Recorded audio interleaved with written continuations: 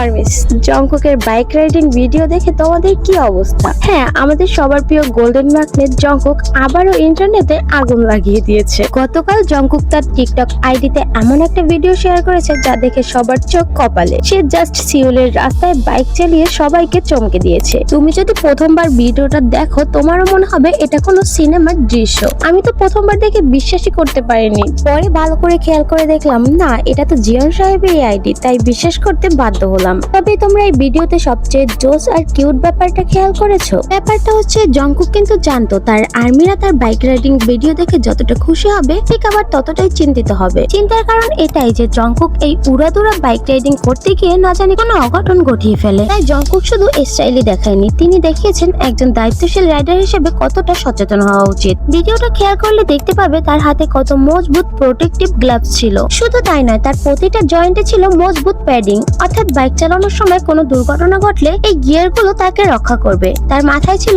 একটা প্রিমিয়াম কোয়ালিটির হেলমেট। জংকুকের এই সেফটি ফার্স্ট অ্যাটিটিউডই প্রমাণ করে যে সে কেন সবার আইডল। আচ্ছা, এবারে আসি সেই খবরে যা শুনে তোমাদেরও আমার মতো অবস্থা হবে। তোমরা কি জানো জংকুকের এই আউটফিট গুলোর দাম কত?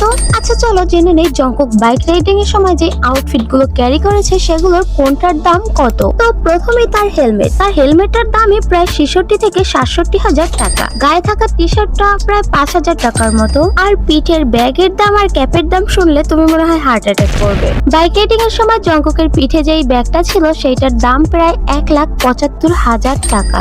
আর মাথায় যে ক্যাপটা ছিল সেটার দামও প্রায় 2 লাখ টাকার উপরে। মানে চিন্তা করো, শুধু এই আউটফিট গুলো মিলিয়ে প্রায় 4.5 লাখ টাকা। আর বাইকের দাম তা তো বাপরে বাপ, সে তো আলাদাই, আমাদের বড়লোক বাইকার জামাই বলে কথা। তবে জংকুকের বাইকের প্রতি এই ভালোবাসা কিন্তু নতুন নয়। সে আগে থেকেই বিভিন্ন লাইভ বা ইন্টারভিউতে মুক্ত বাতাসে বাইক চালানোর ইচ্ছার কথা বলে আসছিল।